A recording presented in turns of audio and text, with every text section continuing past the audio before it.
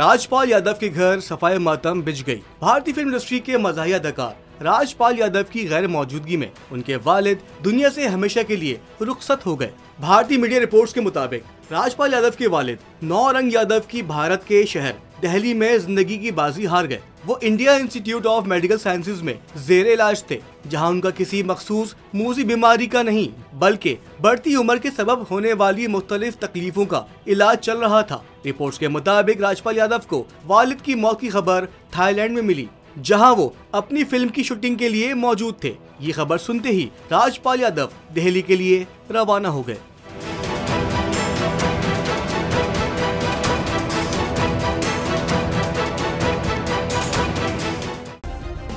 Subscribe करें और bell दबाएं ताकि कोई खबर रह न जाए।